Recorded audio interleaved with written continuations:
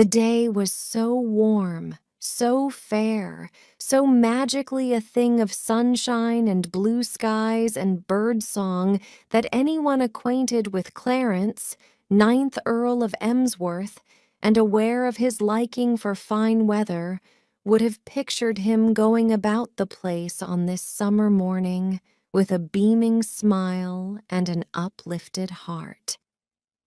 Instead of which, humped over the breakfast table, he was directing at a blameless kippered herring a look of such intense bitterness that the fish seemed to sizzle beneath it.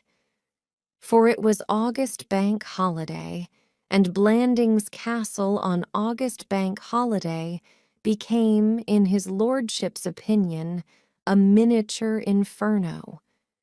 This was the day when his park and grounds broke out into a noisome rash of swings, roundabouts, marquees, toy balloons, and paper bags. When a tidal wave of the peasantry and its squealing young engulfed those haunts of immemorial peace. On August Bank Holiday, he was not allowed to potter pleasantly about his gardens in an old coat. Forces beyond his control shoved him into a stiff collar and a top hat and told him to go out and be genial. And in the cool of the quiet evenfall, they put him on a platform and made him make a speech. To a man with a day like that in front of him, fine weather was a mockery. His sister, Lady Constance Keble, looked brightly at him over the coffee pot. "What a lovely morning," she said. Lord Emsworth's gloom deepened. He chafed at being called upon, by this woman of all others, to behave as if everything was for the jolliest in the jolliest of all possible worlds. But for his sister Constance and her hawk-like vigilancy, he might, he thought, have been able at least to dodge the top hat. "Have you got your speech ready?" "Yes."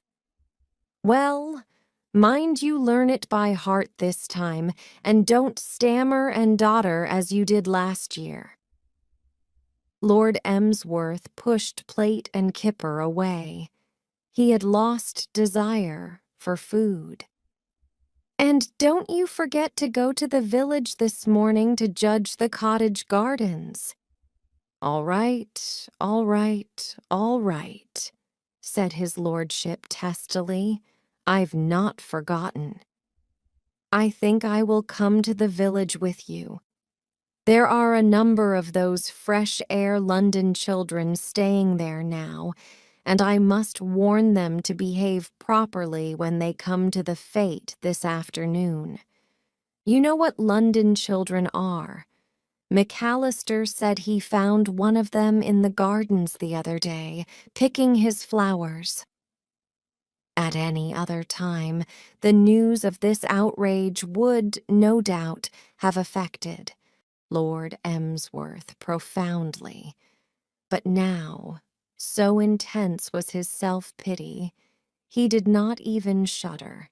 He drank coffee with the air of a man who regretted that it was not hemlock. "By the way, McAllister was speaking to me again last night about that gravel path through the yew alley. He seems very keen on it." "Glug," said Lord Emsworth, which, as any philologist will tell you, is the sound which peers of the realm make when stricken to the soul while drinking coffee. Concerning Glasgow, that great and commercial manufacturing city in the country of Lanarkshire in Scotland, much has been written. So lyrically does the Encyclopedia Britannica deal with the place that it covers 27 pages before it can tear itself away and go on to Glass, Glastonbury, Glatz, and Glauber. The only aspect of it, however, which immediately concerns the present historian, is the fact that the citizens it breeds are apt to be grim, dour, persevering, tenacious men. Men with red whiskers who know what they want and mean to get it. Such a one was Angus McAllister, head gardener at Blandings Castle. For years, Angus McAllister had set before himself as his earthly goal the construction of a gravel path through the castle's famous yew alley. For years, he had been bringing the project to notice of his employer, though in anyone less whiskered, the latter's unconcealed loathing would have caused embarrassment. And now it seemed he was at it again. Gravel path. Lord Emsworth stiffened through the whole length of his stringy body. Nature, he had always maintained, intended a yew alley to be carpeted with a mossy growth. And whatever nature felt about it, he personally was dashed if he was going to have men with Clydeside accents and faces like dissipated potatoes coming along and mutilating that lovely expanse of green velvet. Gravel path, indeed. Why not asphalt? Why not a few hoardings with advertisements of liver pills and a filling station? That's what the man would really like. Lord Emsworth felt bitter, and when he felt bitter, he could be terribly sarcastic. Well, I think it is a very good idea, said his sister. One could walk there in wet weather then. Damp moss is ruinous to shoes. Lord Emsworth rose. He could bear no more of this.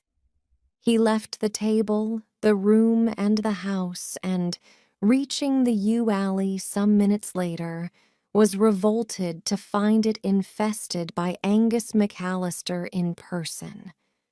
The head gardener was standing, gazing at the moss like a high priest of some ancient religion, about to stick the gaff into the human sacrifice. "Morning, McAllister," said Lord Emsworth coldly. "Good morning, your lordship." There was a pause. Angus McAllister, extending a foot that looked like a violin case, pressed it on the moss. The meaning of the gesture was plain. It expressed contempt, dislike, a generally anti-moss spirit, and Lord Emsworth, wincing, surveyed the man unpleasantly through his pince-nez. Though not often given to theological speculation, he was wondering why Providence, if obliged to make head gardeners, had found it necessary to make them so Scotch. In the case of Angus McAllister, why, going a step farther, have made him a human being at all? All the ingredients of a first-class mule simply thrown away.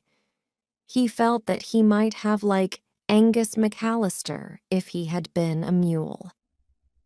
"I was speaking to her ladyship yesterday." "Oh?" "About the gravel path I was speaking to her ladyship."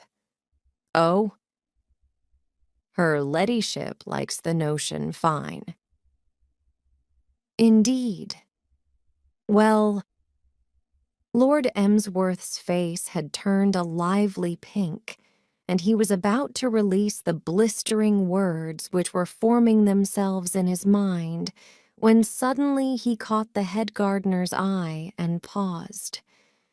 Angus McAllister was looking at him in a peculiar manner, and he knew what that look meant. "Just one crack," his eye was saying. In Scotch, of course. "Just one crack out of you, and I tender my resignation." And with a sickening shock, it came home to Lord Emsworth how completely he was in this man's clutches. He shuffled miserably. Yes, he was helpless.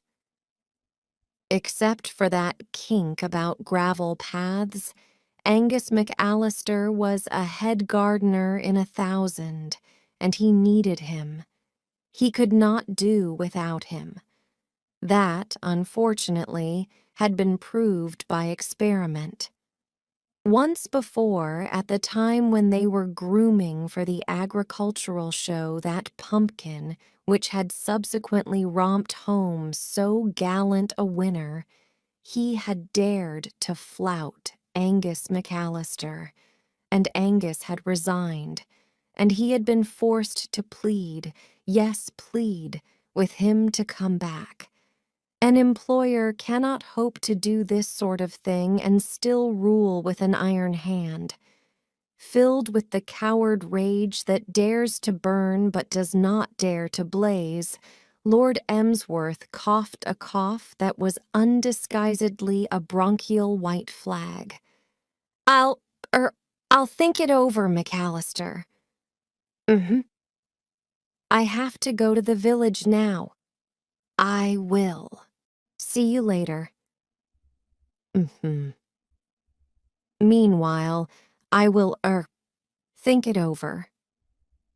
The task of judging the floral displays in the cottage gardens of the little village of Blandings Parva was one to which Lord Emsworth had looked forward with pleasurable anticipation. It was the sort of job he liked. But now, even though he had managed to give his sister Constance the slip and was free from her threatened society, he approached the task with a downcast spirit. It was always unpleasant for a proud man to realize that he is no longer captain of his soul, that he is to all intents and purposes ground beneath the number 12 heel of a Glaswegian head gardener. And brooding on this, he judged the cottage gardens with a distrayed eye. It was only when he came to the last on his list that anything like animation crept into his demeanor. This, he perceived, peering over its rickety fence, was not at all a bad little garden. It demanded closer inspection. He unlatched the gate and pottered in, and a dog, dozing behind a water butt, opened one eye and looked at him. It was one of those hairy, nondescript dogs, and its gaze was cold, wary, and suspicious, like that of a stockbroker who thinks someone is going to play the confidence trick on him. Lord Emsworth did not observe the animal. He had pottered to a bed of wallflowers, and now, stooping, he took a sniff at them. As sniffs go, it was an innocent sniff. But the dog, for some reason, appeared to read into it criminality of a high order. All the indignant householder in him woke in a flash. The next moment, the world had become full of hideous noises, and Lord Emsworth's preoccupation was swept away in a passionated desire to save his ankles from harm. As these chronicles of Blandings Castle have already shown, he was not at his best with strange dogs.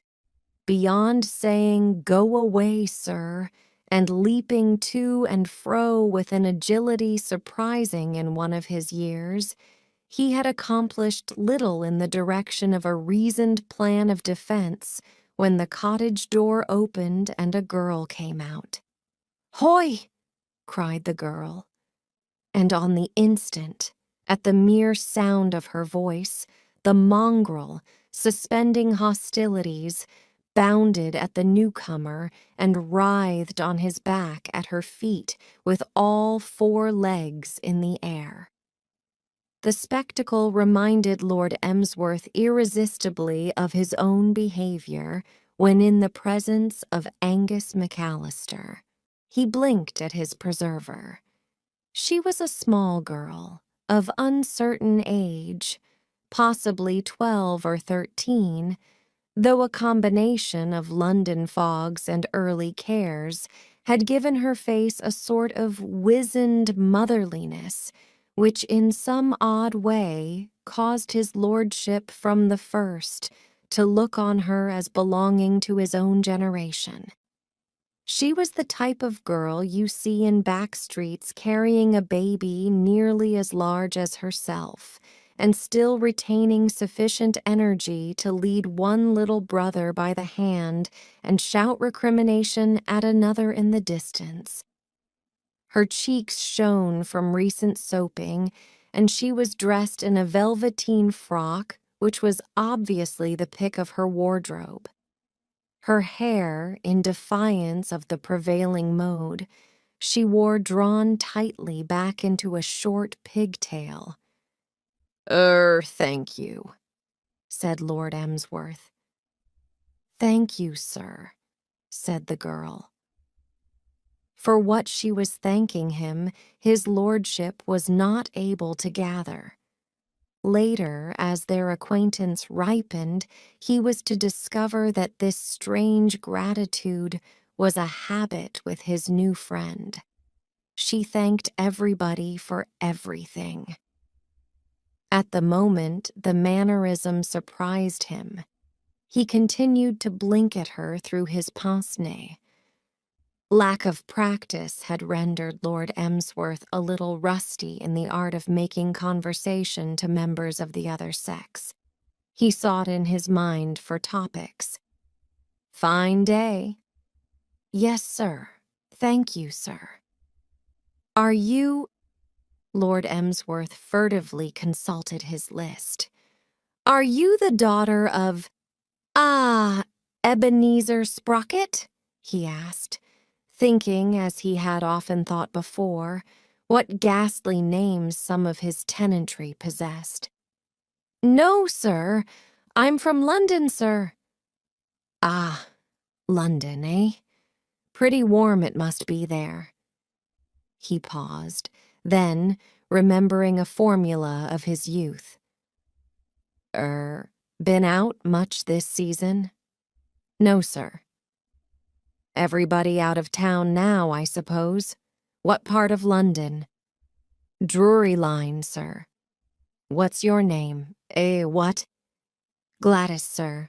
Thank you, sir. This is Ern." A small boy had wandered out of the cottage, a rather hard-boiled specimen with freckles, bearing surprisingly in his hand a large and beautiful bunch of flowers. Lord Emsworth bowed courteously, and with the addition of this third party to the tête-à-tête, felt more at his ease. "How do you do?" he said. "What pretty flowers." With her brother's advent, Gladys also had lost diffidence and gained conversational aplomb. "A treat, ain't they?" she agreed eagerly. "I got 'em for 'im." "I got 'em for him up at the Big Oz. Coo. The old josser the place belongs to didn't 'arf chase me. He found me pickin' 'em and he sharted somefin at me and come runnin' after me, but I copped him on the shin with a stone and he stopped to rub it and I come away." Lord Emsworth might have corrected her impression that Blandings Castle and its gardens belonged to Angus McAllister, but his mind was so filled with admiration and gratitude that he refrained from doing so. He looked at the girl almost reverently. Not content with controlling savage dogs with a mere word, this superwoman actually threw stones at Angus McAllister, a thing which he had never been able to nerve himself to do in an association which had lasted 9 years, and, what was more, copped him on the shin with them. What nonsense, Lord Emsworth felt. The papers talked about the modern girl. If this was a specimen, the modern girl was the highest point the sex had yet reached. "Ern," said Gladys, changing the subject, "is wearin' air oil today." Lord Emsworth had already observed this, and had indeed been moving to windward as she spoke. "For the feet," explained Gladys. "For the feet." It seemed unusual. "For the feet in the pork this afternoon." "Oh, you are going to the fete?" "Yes, sir. Thank you, sir."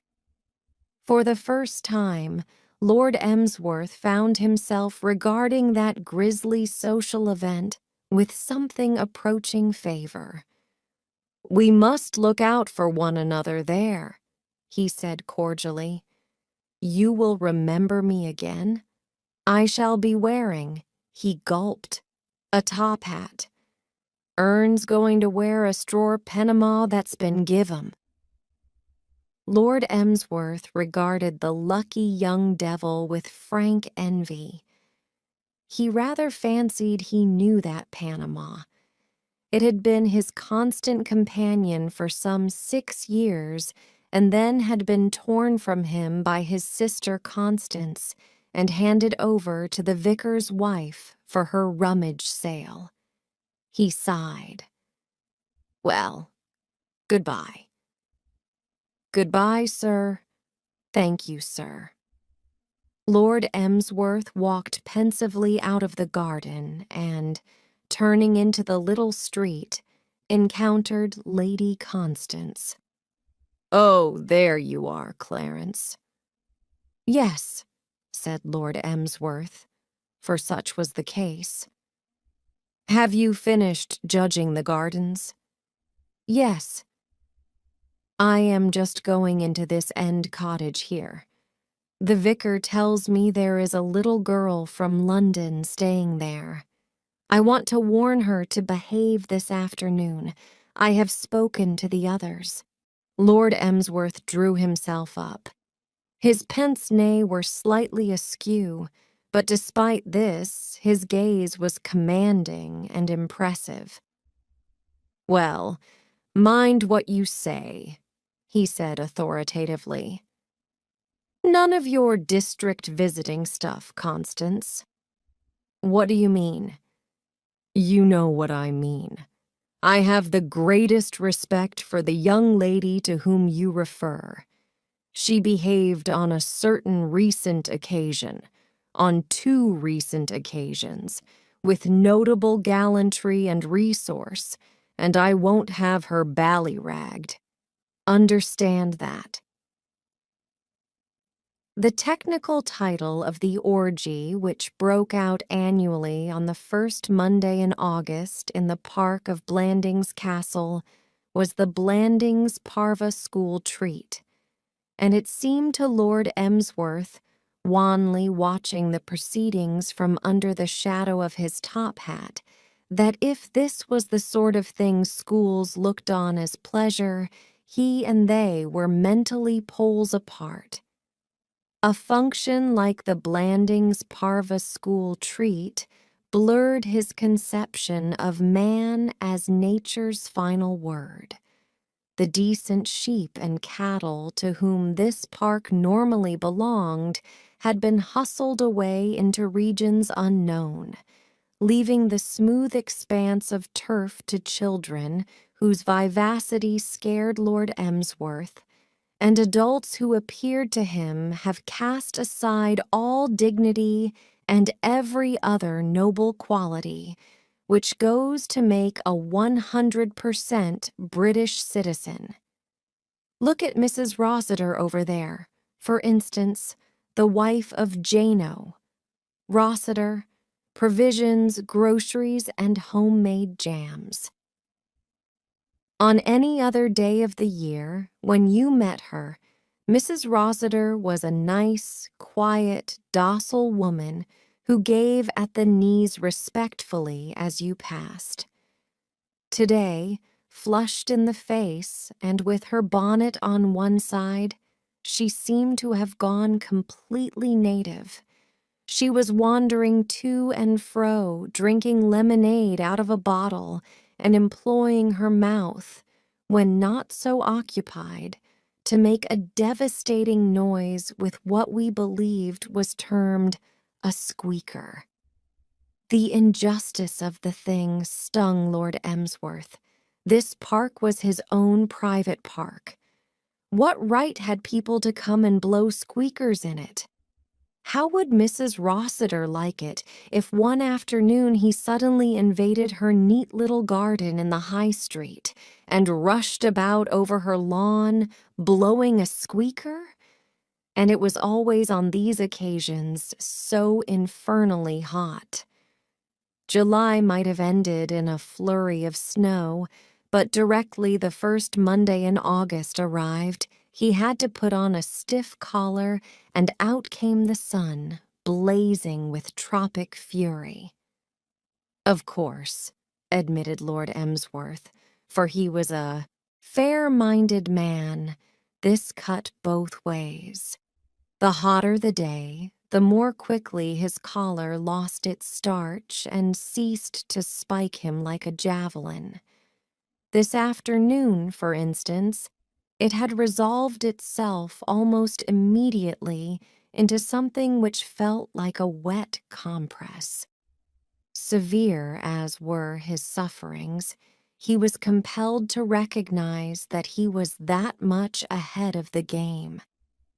A masterful figure loomed at his side. "Clarence!"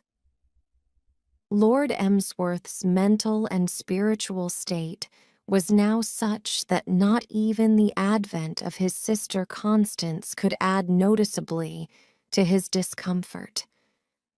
"Clarence, you look a perfect sight." "I know I do. Who wouldn't in a rig-out like this? Why in the name of goodness you always insist?" "Please don't be childish, Clarence. I cannot understand the fuss you make about dressing for once in your life, like a reason, able English gentleman and not like a tramp." "It's this top hat. It's exciting the children." "What on earth do you mean, exciting the children?" "Well, all I can tell you is that just now, as I was passing the place where they're playing football." "Football? In weather like this?" A small boy called out something derogatory and threw a portion of a cocoa-nut at it. "If you will identify the child," said Lady Constance warmly, "I will have him severely punished." "How the dickens?" replied his lordship with equal warmth. "Can I identify the child? They all look alike to me. And if I did identify him, I would shake him by the hand. A boy who throws cocoa-nuts at top hats is fundamentally sound in his views. And stiff collars. Stiff? That's what I came to speak to you about. Are you aware that your collar looks like a rag? Go in and change it at once." "But, my dear Constance, at once, Clarence. I simply cannot understand a man having so little pride in his appearance. But all your life you have been like that. I remember when we were children." Lord Emsworth's past was not of such a purity that he was prepared to stand and listen to it being lectured on by a sister with a good memory. "Oh, all right, all right, all right," he said. "I'll change it. I'll change it. Well, hurry. They are just staring tea." Lord Emsworth quivered. "Have I got to go into that tea tent?" "Of course you have. Don't be so ridiculous. I do wish you would realize your position as master of Blandings Castle." A bitter, mirthless laugh from the poor. Paean, thus ludicrously described, drowned the rest of the sentence. It always seemed to Lord Emsworth, in analyzing these entertainments, that the August bank holiday Saturnalia at Blandings Castle reached a peak of repulsiveness when tea was served in the big marquee. Tea over, the agony abated, to become acute once more at the moment when he stepped to the edge of the platform and cleared his throat and tried to recollect what the deuce he had planned to say to the goggling audience beneath him. After that, it subsided again and passed until the following August. Conditions during the tea hour, the marquis having stood all day under a blazing sun, were generally such that Shadrach, Meshach, and Abednego, had they been there, could have learned something new about burning fiery furnaces. Lord Emsworth, delayed by the revision of his toilet, made his entry when the meal was half over and was pleased to find that his second collar almost instantaneously began to relax its iron grip. That, however, was the only gleam of happiness which was to be vouchsafed him. Once in the tent, it took his experienced eye but a moment to discern that the present feast was eclipsing in frightfulness all its predecessors. Young Blandings Parva, in its normal form, tended rather to the stolidly bovine than the riotaus. In all villages of Corsa, there must of necessity be an occasional tough egg. In the case of Blandings Parva, the names of Willie Drake and Thomas Ratface Blenkiron spring to mind. But it was seldom that the local infants offered anything beyond the power of a curate to control. What was giving the present gathering its striking resemblance to a reunion of sans-culottes at the height of the French Revolution was the admixture of the fresh air London visitors. About the London child, reared among the tin cans and cabbage stalks of Drury Lane and Clare Market, there is a breezy insouciance which his country cousin lacks. Years of back-chat with annoyed parents and relatives have cured him of any tendency he may have had toward shyness, with the result that when he requires anything, he grabs for it, and when he is amused by any slight peculiarity in the personal appearance of members of the governing classes, he finds no difficulty in translating his thoughts into speech. Already, up and down the long tables, the curate's unfortunate squint was coming in for hearty comment, and the front teeth of one of the school teachers ran at a close second for popularity. Lord Emsworth was not, as a rule, a man of swift inspirations, but it occurred to him at this juncture that it would be a prudent move to take off his hat before his little guests observed it and appreciated its humorous possibilities. The action was not, however, necessary. Even as he raised his hand, a rock cake, singing through the air like a shell, took it off for him. Lord Emsworth had had sufficient. Even Constance, unreasonable woman though she was, could hardly expect him to stay and beam genially under conditions like this. All civilized laws had obvious gone by the board, and anarchy reigned in the marquee. The curate was doing his best to form a provisional government consisting of himself and the 2 school teachers. But there was only one man who could have coped adequately with the situation, and that was King Herod, who, regrettably, was not among those present. Feeling like some aristocrat of the old regime sneaking away from the tumbril, Lord Emsworth edged to the exit and withdrew. Outside the marquee, the world was quieter, but only comparatively so. What Lord Emsworth craved was solitude, and in all the broad park there seemed to be but one spot where it was to be had.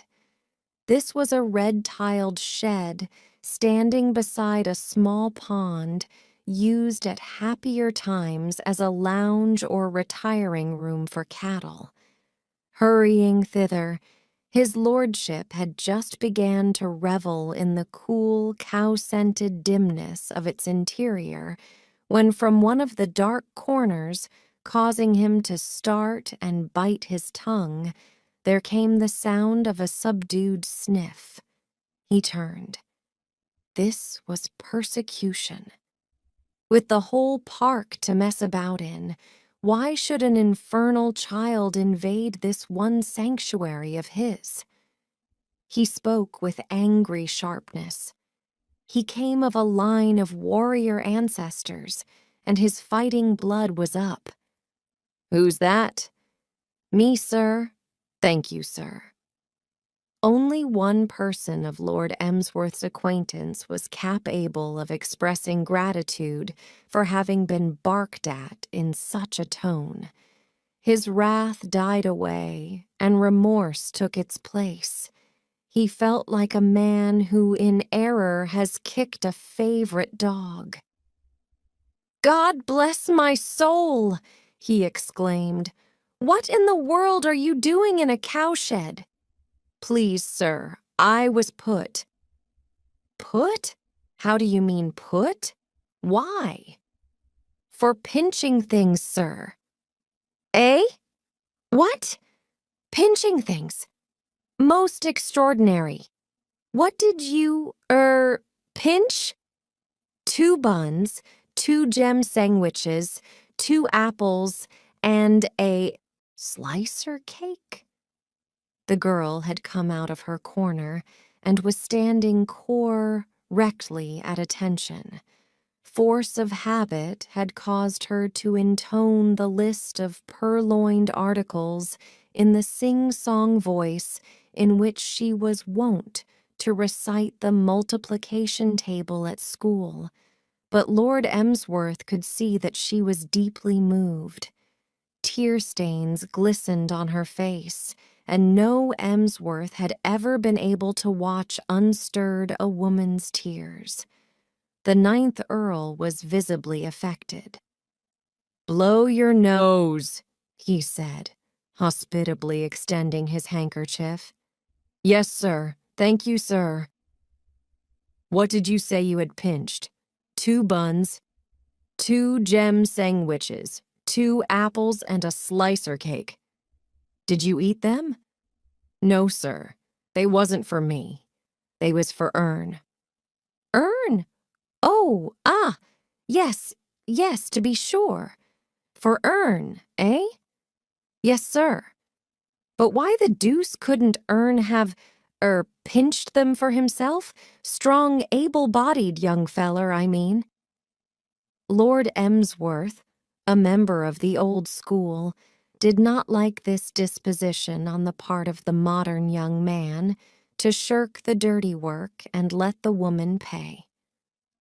"Ern wasn't allowed to come to the treat, sir." "What? Not allowed? Who said he mustn't?"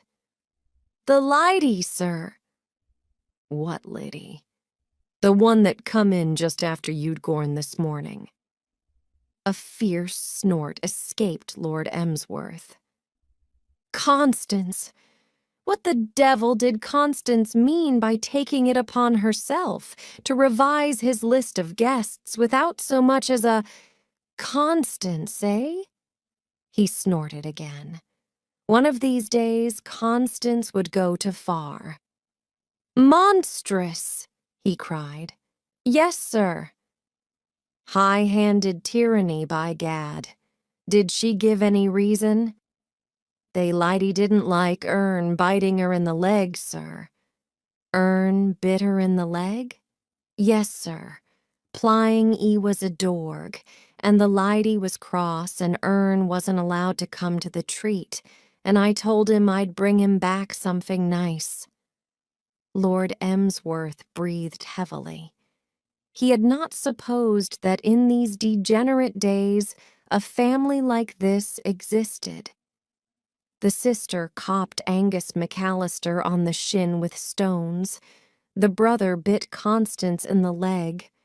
It was like listening to some grand old saga of the exploits of heroes and demigods. I thought if I didn't have nothing myself, it would make it all right. Nothing? Lord Emsworth started. Do you mean to tell me you have not had tea? No, sir. Thank you, sir. I thought if I didn't have none, then it would be all right. Ern aving what? I would have had if I had have had. His lordship's head, never strong, swam a little. Then it resumed its equilibrium. He caught her drift. God bless my soul, said Lord Emsworth. I never heard anything so monstrous and appalling in my life. Come with me immediately. The lighty said I was to stop here, sir. Lord Emsworth gave vent to his loudest snort of the afternoon. Confound the lighty. Yes, sir. Thank you, sir. 5 minutes later, Beach, the butler, enjoying a siesta in the housekeeper's room, was roused from his slumbers by the unexpected ringing of a bell.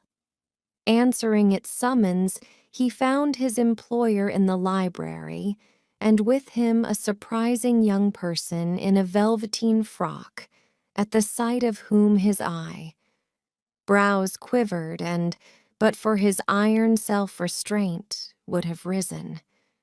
Beach! Your lordship? This young lady would like some tea. Very good, your lordship. Buns, you know, and apples and jam sandwiches and cake and that sort of thing. Very good, your lordship. And she has a brother, Beach. Indeed, your lordship. She will want to take some stuff away for him. Lord Emsworth turned to his guest. Ernest would like a little chicken, perhaps? Coo. I beg you pardon. Yes, sir. Thank you, sir. And a slice or two of ham? Yes, sir. Thank you, sir. And he has no gouty tendency? No, sir. Thank you, sir. Capital. Then a bottle of that new lot of port, Beach. It's some stuff they've sent me down to try, explained his lordship. Nothing special, you understand, he added apologetically, but quite drinkable. I should like your brother's opinion of it. See that all that is put together in a parcel, Beach, and leave it on the table in the hall. We will pick it up as we go out. A welcome coolness had crept into the evening air by the time Lord Emsworth and his guest came out of the great door of the castle. Gladys, holding her host's hand and clutching the parcel, sighed contentedly. She had done herself well at the tea table. Life seemed to have nothing more to offer. Lord Emsworth did not share this view. His spacious mood had not yet exhausted itself. "Now, is there anything else you can think of that Ernest would like?" he asked. "If so, do not hesitate to mention it. Beach, can you think of anything?" The butler, hovering respectfully, was unable to do so. "No, your lordship. I ventured to add, on my own responsibility, your lordship, some hard-boiled eggs and a pot of jam to the parcel." "Excellent. You are sure there is nothing else?" A wistful look came into Gladys's eyes. "Could he have some flares?" "Certainly," said Lord Emsworth. "Certainly, certainly. By all means. Just what I was about to suggest, what is flowers?" Beach, the linguist, interpreted. "I think the young lady means flowers, your lordship." "Yes, sir. Thank you, sir. Flowers." "Oh," said Lord Emsworth. "Oh, flowers," he said slowly. "Oh, yes, I see. He removed his pince-nez, wiped them thoughtfully, replaced them, and gazed with wrinkling forehead at the gardens that stretched gaily out before him. Flowers. It would be idle to deny that those gardens contained flowers in full measure. They were bright with Achillea, Bignonia radicans, Campanula, Digitalis, Euphorbia, Funkia, Gyspsophila, Helianthus, Iris, Leotris, Monarda, Phlox Drummondii, Salvia, Thalictrum, Vinca, and Yucca. But the devil of it was that Angus McAllister would have a fit if they were picked.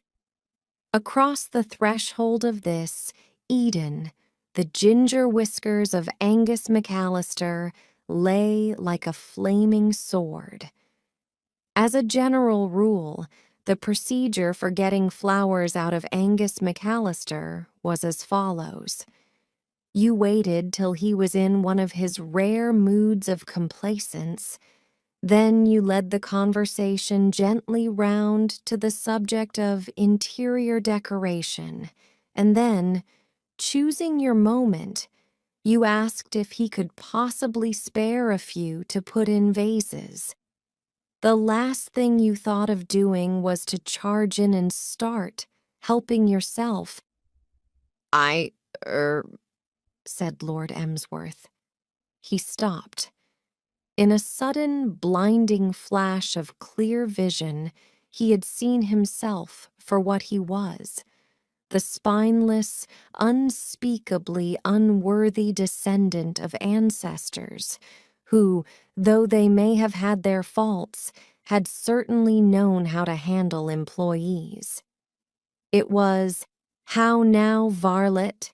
and "Marry, come up, thou malapert knave," in the days of previous Earls of Emsworth.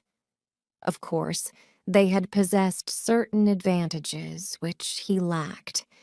It undoubtedly helped a man in his dealings with the domestic staff to have, as they had had, the rights of the high, the middle, and the low justice, which meant, broadly, that if you got annoyed with your head gardener, you could immediately divide him into 4 head gardeners with a battle, axe and no questions asked. But even so, he realized that they were better men than he was, and that, if he allowed craven fear of Angus McAllister to stand in the way of this delightful girl and her charming brother getting all the flowers they required, he was not worthy to be the last of their line. Lord Emsworth wrestled with his tremors. "Certainly, certainly, certainly," he said, though not without a qualm. Take as many as you want. And so it came about that Angus McAllister, crouched in his potting shed like some dangerous beast in its den, beheld a sight which first froze his blood and then sent it boiling through his veins. Flitting to and fro through his sacred gardens, picking his sacred flowers, was a small girl in a velveteen frock, and, which brought apoplexy a step closer, it was the same small girl who 2 days before had copped him on the shin with a stone. The stillness of the summer evening was shattered by a roar that sounded like boilers exploding, and Angus McAllister came out of the potting shed at 45 miles per hour. Gladys did not linger. She was a London child, trained from infancy to bear herself gallantly in the presence of alarms and excursions. But this excursion had been so sudden that it momentarily broke her nerve. With a horrified yelp, she scuttled to where Lord Emsworth stood, and hiding behind him, clutched the tails of his morning coat. "Ooh, air," said Gladys. Lord Emsworth was not feeling so frightfully good himself. We have pictured him a few moments back, drawing inspiration from the nobility of his ancestors and saying, in effect, "That for McAllister." But truth now compels us to admit that this hearty attitude was largely due to the fact that he believed the head gardener to be a safe 1/4 of a mile away among the swings and roundabouts of the fete. The spectacle of the man charging vengefully down on him with gleaming eyes and bristling whiskers made him feel like a nervous English infantryman at the Battle of Bannockburn. His knees shook, and the soul within him quivered. And then something happened, and the whole aspect of the situation changed. It was, in itself, quite a trivial thing, but it had an astoundingly stimulating effect on Lord Emsworth's morale. What happened was that Gladys, seeking further protection, slipped at this moment a small, hot hand into his. It was a mute vote of confidence, and Lord Emsworth intended to be worthy of it. "He's coming," whispered his lordship's inferiority complex agitatedly. "What of it?" replied Lord Emsworth stoutly. "Tick him off," breathed his lordship's ancestors in his other ear. "Leave it to me," replied Lord Emsworth. He drew himself up and adjusted his pince-nez. He felt filled with a cool masterfulness. If the man tendered his resignation, let him tender his damned resignation. "Well, McAllister?" said Lord Emsworth coldly.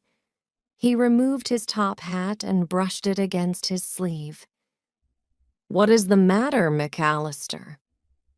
He replaced his top hat. "You appear agitated, McAllister." He jerked his head militantly. The hat fell off. He let it lie. Freed from its loathsome weight, he felt more masterful than ever. It had just needed that to bring him to the top of his form.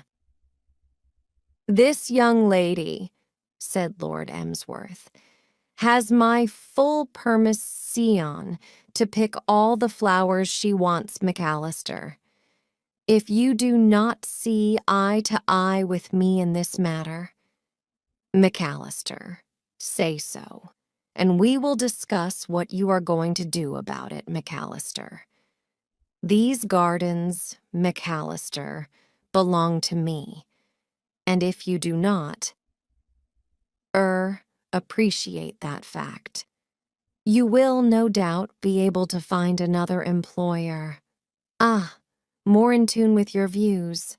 I value your services highly, McAllister, but I will not be dictated to in my own garden, McAllister. Dash it, added his lordship, spoiling the whole effect. A long moment followed in which nature stood still, breathless. The Achillea stood still, so did the Bignonia radicans, so did the Campanula, the Digitalis, the Euphorbia, the Funkia, the Gypsophila, the Helianthus, the Iris, the Liatris, the Monarda, the Phlox Drummondii, the Salvia, the Thalictrum, the Vinca, and the Yucca. From far off in the direction of the park, there sounded the happy howls of children who were probably breaking things, but even these seemed hushed. The evening breeze had died away. Angus McAllister stood glowering. His attitude was that of one sorely perplexed. So might the early bird have looked if the worm earmarked for its breakfast had suddenly turned and snapped at it. It had never occurred to him that his employer would voluntarily suggest that he seek another position, and now that he had suggested it, Angus McAllister disliked the idea very much.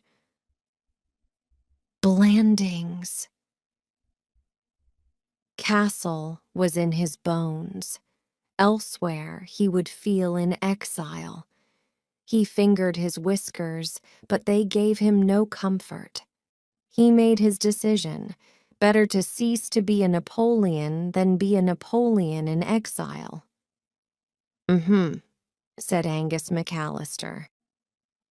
Oh, and by the way, McAllister, said Lord Emsworth, that matter of the gravel path through the yew alley, I've been thinking it over, and I won't have it, not on any account.